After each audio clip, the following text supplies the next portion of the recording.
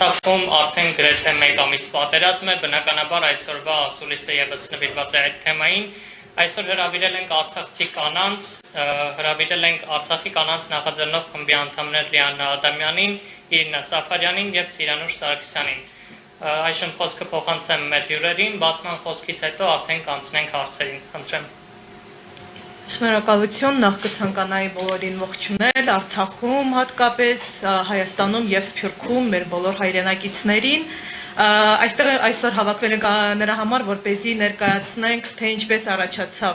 շարժումը, ինչ գլխավոր նպատակներ ունի եւ ուր է տանում այդ ամենը։ Հիմնականը կսկսեմ նրանից, թե ինչպես առաջացավ, ինչպես ստացեց գաղափարը։ Ուրեմն այսպես Արցախ Voice Matters շարժումը սկսվեց, հենց շարժման գլխավոր գաղափարը տվեցին Արցախի կանայք, արցախցի մայրերը, քույրերը, որոնք իրենց բալիկների հետ այսօր ժամանակավորապես հայտնվել են Երևանում, բնակություն են հաստատել Երևանում, եւ մոտ մեկ շաբաթ առաջ զանգ ստացա Նոնայից, ով խնդրեց եւ ցանկություն հայտնեց, որպեսզի մենք բոլորս միախմբվենք եւ սկսենք մեր շարժումը, քանի որ այլևս անհնար է լռել եւ միգուցե հենց այսպես մենք պետք է ներկայացնենք Արցախում տիրող այն ողջ ահաբեկչական գործողությունները եւ մարդասպան գործողությունները, ցեղասպան գործողությունները, որոնք իրականացվում են Թուրքիայի կողմից, քողարկված Ադրբեջանի փեշի տակ։ Ուրեմն սկսեցինք Մակի գրասենյակից, ինչու դիմեցին հենց ինձ ու ինչպես սկսվեց, քանի որ առհասարակ մինչև խաղաղ պայմաններում էր միշտ հասարակական ակտիվ գործունեություն էի ծավալում եւ ունեմ Facebook-յան էջեր, որոնք բավականաչափ մեծ լսարան ունեն։ Այսպես որոշվեց, որ նման ձևով կարող ենք ավելի մեծ տարածում կարող է ստանալ շարժումը եւ ավելի շատ մարդկանց կարող ենք տեղեկացնել տվյալ շարժման մասին։ Ինչու հենց Արցախի կանայք, ինչու հենց արցախցի մայրերը, որովհետեւ ով եթե ոչ մենք կարող ենք ավելի լավ ներկայացնել այն ողջ իրավիճակը, ինչ տիրում է Արցախում եւ ոչ թե ուղղակի պատմած, չգիտեմ, լրագրողական լեզվով խոսել, այլ հենց մեր անձնական պատմությունները ներկայացնել Հայաստանում գործող տարբեր միջազգային կազմակերպությունների ղեկավարներին եւ դեսպանատների ղեկավարներին։ Առաջին քայլը, որ արեցինք, դա Մակի գրասենյակներ, առաջին ցույցը, որ կազմակերպեցինք, դա Մակի գրասենյակի դիմաց ցույցներ կազմակերպված Արցախի կանանց կողմից։ Սկիզբը մի փոքր համապատրաստից էր, նույնիսկ քանի որ Կիրակի էր, չկարողացանք, քանի որ Կիրակի օրը սկսեցին կազմակերպել ամեն ինչ, չկարողացանք պոստերներ նույնիսկ տպել եւ այդ ամենը արեցին երեխաները իրենց ձեռքերով, նկարեցին պոստերները, այն բոլոր կարգախոսները եւ կոչերը գրեցին ձեռքի աշխատանքի ամբողջ կատարվածը։ Հավաքվեցինք հոկտեմբերի 19-ին արդեն Մակի գրասենյակի դիմաց, երկուշաբթի օրը,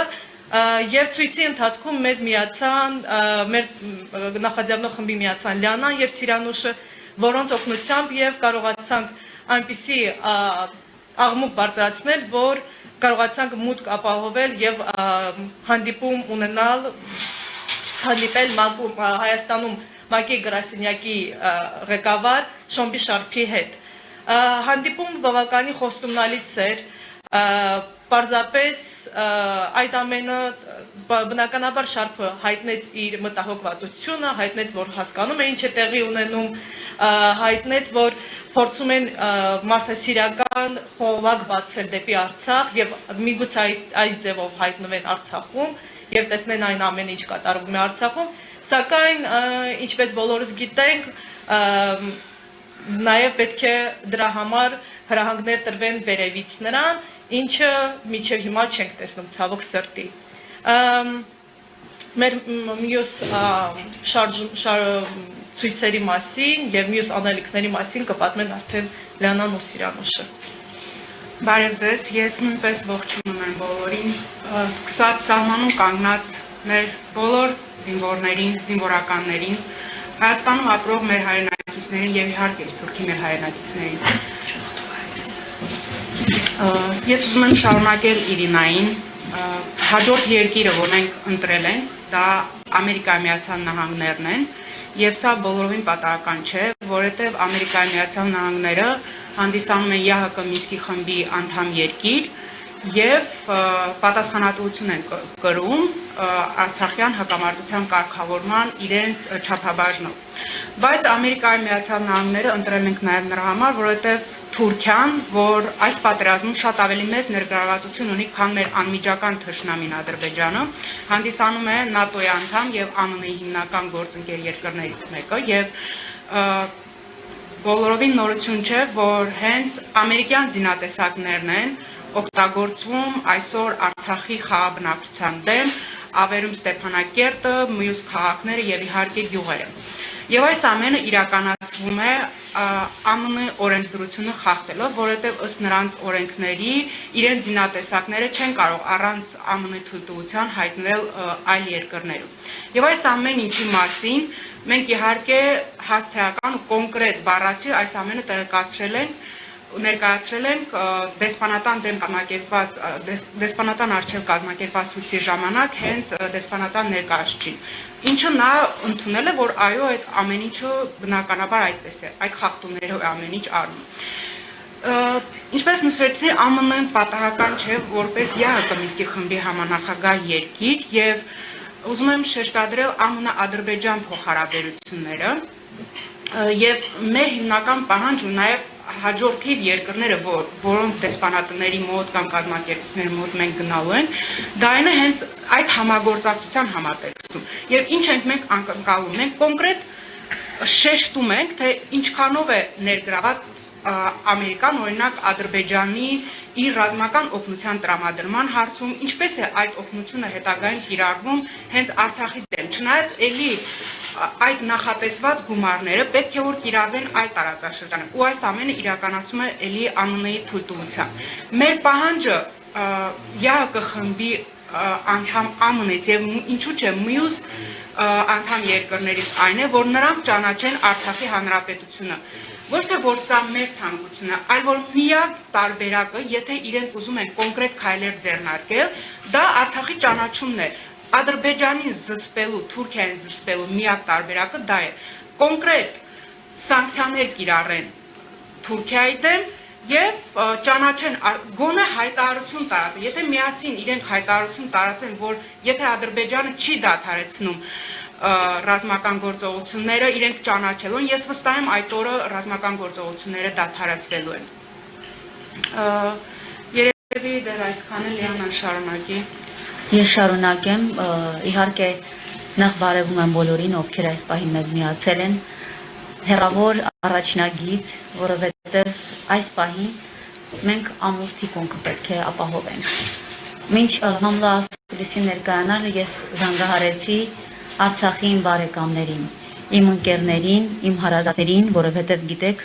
երեկոյան իմ հարազատներից մեծ մասը Ստեփանակերտում են, առաջնագից չեմ կարող զանգել։ Զանգահարեցի, մեկ պատասխան է, մի խանգարեք, մենք լավ ենք, մենք ամուր ենք։ Մենք այլընտրանք չունենք, չլինել ամուր։ Իրինա ներկայացրեց, թե ինչպես մենք միացանք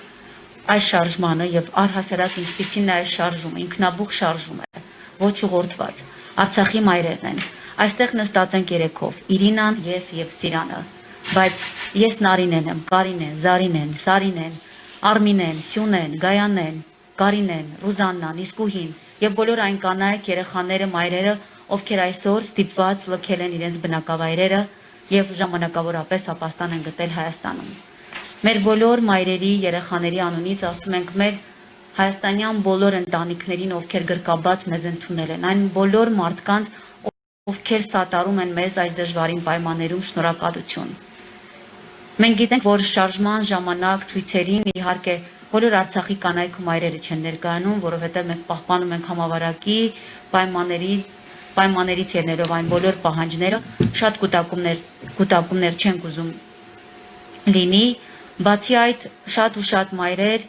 իրենց ընտանիքներով ապրում են ոչ Երևանում, տարբեր քաղաքներում։ Մենք այսպես հավաքվում ենք մեր ձայնը ներկայացնելու համար եւ թող բոլոր միջազգային համաշխարհային կառույցների մոտ տպավորություն չստեղծի, որ Արցախի կինը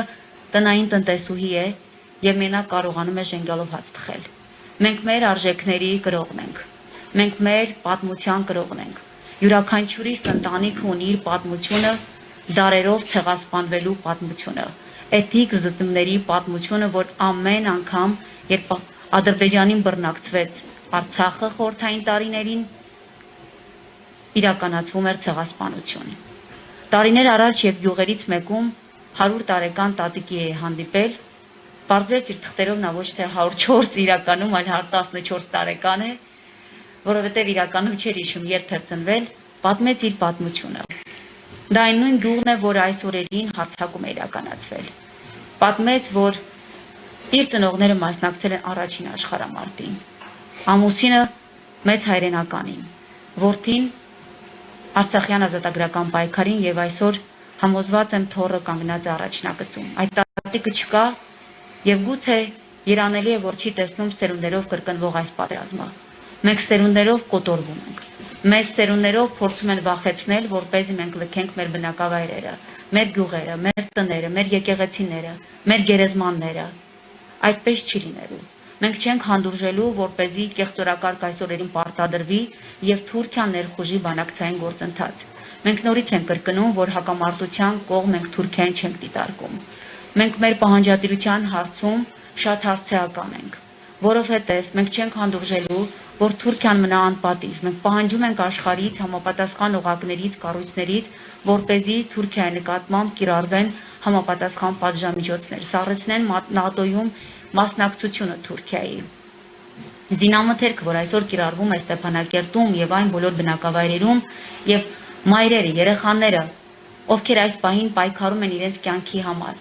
Մեր հարևան իր ընտանիքով այս պահին ծանր ոչ կայուն, ծանր վիճակում է։ Մենք չգիտենք ինչ են ասելու իմ շենքից մեր հարևաններին եւ զանգահարեմ, կենթանի է թե չէ։ Ամեն օր, ամեն վայրկյան սերունդեր են ոչնչանում։ Մենք չենք լռելու, որովհետև Արցախի մայրը ժամանակ չունի այս պահին սգալու կորուստը, իր տունը տեղի ավերվածությունը։ Մենք դրա ժամանակն ենք ունենալու։ Գիտեք, գյուղերից մեկում գործի բերումով Աշան գյուղ է, Մարտունու շրջանի, ինձ ասացին, որ կա սգոպար։ Երբևիցե չեմ հանդիպել նման ազգագրական նյութի, կա զորապար, որ մարտական պար, բայց սգոպար, որ Արցախը կարողանում էր ծամածրված ու խեղված հոգով կանգնել ու պարել ու սգալ իր վիշտը եւ իր ցասումը արտահայտել։ Արցախի կնոջը, մորը կոտրել անհնար է։ Ես տեսել եմ այդ կանանց։ Ես այդ կանանցից մեկն եմ, որովհետեւ իր մանկությունը անցել է նկուղում։ Մենք օրերով ձյուն ենք անվարել, որպեսզի կարողանանք ջուր սարքել խմելու համար։ Իրին անծնվել է նկուղում, քույրս եւս։ Սիրանի պատմությունը նույնն է։ Չասեմ, թե մեր ընտանիքներում քանի կորուստ կա, քանի սերնդով, քանի անհայտ կորած զինվոր, քանի խեղված ճակատագիր։ Ցասումը մենք թողել ենք մի կողմ։ Մենք խաղաղության լեզվով աշխարհին ուզում ենք ասել, որ Արցախում ապրում են կանայք։ Մենք ինչու պետք է զրկված լինենք կրթության իրավունքից, ինչու պետք է չպաշտպանվեն մեր իրավունքները։ Մենք խաղաղություն ենք ուզում, մենք խաղաղություն ենք պարտադրելու, որովհետև մենք զինակից ընկերենք մեր ամուսիներին, մեր եղբայրներին, մեր հայրերին։ Մենք առաջնագծում ենք։ Թիկունքը այսօր եւս առաջնագիծ է։ Եվ այսպես, երբ ՄԱԿ-ի գրասենյակում գլխավոր հանձնակատար ասեց, ես մարդկայնորեն հասկանում եմ ձեր ապրումը, ինձ համար խղճահարություն առաջացրեց։ Պարոն Շարփի աչքերին նայելով եւ բարձրաձայնեցինք, որ Աստված չանի, որ դուք ապրեք այն, ինչ մենք ապրել ենք։ Որովհետեւ ես տեսել եմ պատերազմական եւ մեզանից յուրաքանչյուր արցախյան կանանց ձայնի շարժման յուրաքանչյուր կին իր հիշողություններում շատ դառը պատմություններ ունի, արունալի, կորստի, բայց այդքան անօգնական հայացք ես երբևէ չեմ մոռանա։ Միթե այդ գրասենյակներում նստած մարդիկ, ովքեր իրենց կապկել են տարբեր կոնվենցիաներով, որպեսզի իսկապես մարդասիրական իրենց առաքելությունը ճակերտավոր չհասցնեն Արցախ, պատկերացնում են ինչ է նշանակել, ինչ է նշանակում օրերով ապրել ապաստարաններում, առանց ջրի, հոսանքի, գազամատակարարման, սերունդներով հաշվել, քանի կրակահերթ է, 10-15 րոպե կորզել, որպեսզի վազել տուն, կենցաղային առօրյայի համար, աշխատանքի համար։ Ինչ է նշանակում անհայտ կորածի մայր լինել։ Ինչ է նշանակում ընտանիքում ունենալ 3-ից ավելի զոհ, սերունդներով։ Ինչ է նշանակում տանը գիշերը քնած մորթոտվել։ Ինչ է նշանակում առաջնագծում մորթոտվել եւ այս ամենի արդյունքում աշխարհը մնա լուր։ Գիտեք, մենք պաշտպանում ենք մեզ առաջնագծում։ Մենք դա ենք ուզում ասել նաեւ այդ կառույցներին։ Թույլ տվեք, որ ահաբեկչությունը հասնի ձեր երկրներ, որովհետեւ ձեր երկրներում դուք չեք կարողանում պաշտպանել ձեր արժանապատվությունը։ Մենք այդ հարցը լուծում ենք մեր տարածաշրջանում, մեր երկրում։ Կանգնեք մեր կողքին իրավական բոլոր պահանջներով, իրավական քաղաքական գնահատական տալով։ Մենք ավելին չենք ուզում։ Մենք ոչ մի մարդասիրական օգնություն այս պահին չենք ուզում։ Ինչ է նշանակում կարող եք դիմել եւ ստանալ մարդասիրական օգնություն պատերազմական ճգնաժամի մեջ հայտնված մարդկանց։ Մենք այսօր մամուլի ասուլիսից հետո գնալու ենք տարբեր խմբերով աշխատելու։ Քնապարկ ենք կարելու, անձրևանոց ենք կարելու, դիմակ ենք կարելու, խմբերով հավաքվելու ենք ինչ-որ մեկին օգնություն հասցնելու, հաց ենք թխելու։ Մենք չենք դադարում աշխատել։ Մենք մոռացել ենք ինչ ասել է քուն։ Մենք աշխատում ենք ամեն մեկս մեր ուղղությամբ։ Եվ մենք մեծ ենք, մեր բանակը մեծ է, այո, կանանց բանակը մեծ է, մենք անպարտելի ենք, մենք մեր ձայնը հասցնելու ենք այնտեղ, որտեղ պետք է եւ սպասելու ենք պատասխանի, այնքան ժամանակ, միջև մարդիկ հասկանան, որ կա Արցախի հանրապետություն, թող գան տեսնեն, թե ինչպիսի մենք ժողովրդավարական արժեքներով պետություն ենք, թող գան տեսնեն, որ մարդիկ, պարզապես ես նորից եմ կրկնում, կանայք ուղղակի տնային գործերով զբաղված չեն։ Մեր գործը չէ քաղաքականությունը այս պահին, բայց այս պահին քաղաքականությունն է զբաղվում մեզանով, որովհետև մենք պետք է պաշտպանենք մեզ։ Ամեն երկրորդ հայուհի արցախցիքին ակամայից քաղաքագետ է, որովհետև գիտի ինչ օրակարգ իրեն սպասում ամեն օր։ 30 տարիներ մենք գիտենք, որ կարող է դիպուկահարը կրակել, կարող է երեխան ապագա չունենալ, որովհետև թշնամին ամեն րոպե կարող է կրակել։ Մենք ապրում ենք եւ ապրել ենք ոչ պատերազմ, ոչ խաղաղություն իրականությունում։ Բավ է։ Մենք չենք հանդուրժելու։ Մենք